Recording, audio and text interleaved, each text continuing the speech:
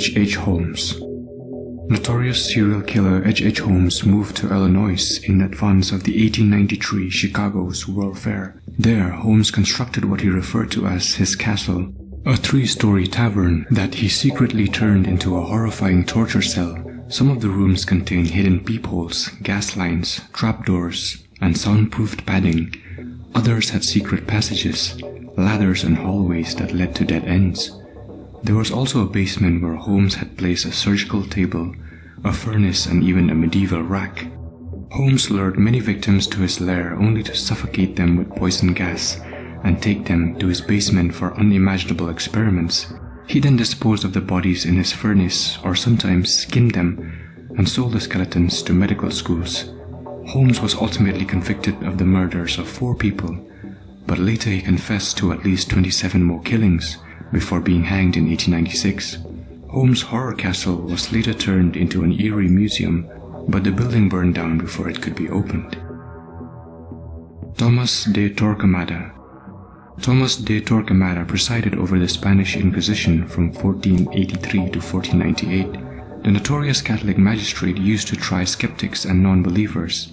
In order to force their confession, these victims were subjected to horrifying punishments, including strangulation or being stretched on the rack.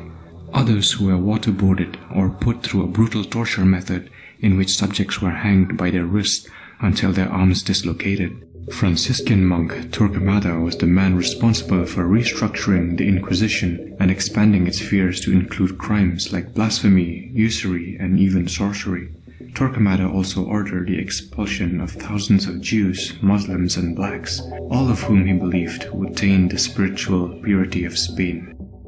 Those that converted to Christianity were allowed to remain, but risked being tortured or executed if they tried to practice their faith secretly. Around 2,000 people were murdered during Torquemada's reign as Grand Inquisitor, most of them beheaded or burned at the stake. Jack the Ripper. In 1888, the Whitechapel's district in London was gripped by reports of a ferocious serial killer stalking the city streets. The unknown madman was known to attract prostitutes into dark streets before slitting their throats and butchering their bodies with a carving knife. Between August and November, 5 streetwalkers were found butchered in the destituted East End district. While he was originally known as the Whitechapel Murderer, the killer soon earned a chilling new label, Jack the Ripper. Victorian police were at a loss investigating the Ripper's shocking crimes without modern forensic strategies. Eyewitnesses' testimonies were often contradictory, and after taking his final victim on 9th November, the serial killer seemed to disappear completely. The case was finally closed in 1892, but Jack the Ripper has remained an enduring source of obsession. The most popular theory suggests that the killer's understanding of anatomy and bisection meant that he was possibly a butcher or a surgeon. Over 100 possible suspects have been proposed, and the term ripperology has been introduced to describe the extensive study of the case received. Vlad the Impaler. Labeled Vlad the Impaler, Vlad III Dracula was a 15th century ruler of Wallachia, which is now part of Romania.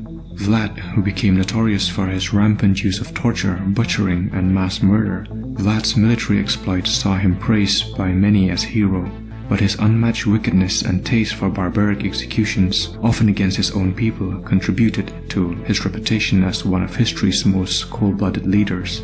Vlad's victims were killed through unspeakable means, including disembowelment, beheading, and even skinned or boiled alive. Still, his preferred method was impalement, a frightful process in which the victim had a wooden stake slowly driven through their body before being left to die of exposure. After a famous military victory against the invading Turks of the Ottoman Empire, Vlad allegedly had around 20,000 men impaled on the banks of the Danube. When the second wave of invaders arrived, they are said to have retreated instantly upon seeing the freakish forest of corpses. According to some accounts, Vlad enjoyed dining among the thousands of impaled bodies and would even dip his bread into blood of his victims. This bizarre practice, along with the name Dracula and Vlad's birthplace of Transylvania, would later inspire the vampire in Bram Stoker's 1897 novel Dracula. Elizabeth Bathory. Widely known as Blood Countess, Elizabeth Bathory, a Hungarian noblewoman, was widely considered to be history's most demented female serial killer. Throughout the late 16th and early 17th centuries, Bathory reportedly lured young peasants to her castle with promise of high-paying jobs as servants. Once trapped in the castle, these victims were subject to unimaginable tortures. Some were beaten or stabbed with needles, while others were stripped naked and left to freeze in the snow. According to legend, Bathory even bathed in blood of her virgin victims, believing it would keep her skin glowing and youthful. Bathory allegedly massacred as many as 18 peasant girls, though the number may be higher, but it was only when she turned her attention to young noblewomen that she was finally stopped. In 1611, she was bricked up inside her castle chambers with only a small opening for food. She died 4 years later in 1614. Some historians argued that Bathory was framed by political enemies. While this claim is highly debated, her reputation has become thoroughly intertwined with myth and legend. Along with Vlad the Impaler, she is said to be one of the historical influences behind Bram Stoker's novel Dracula.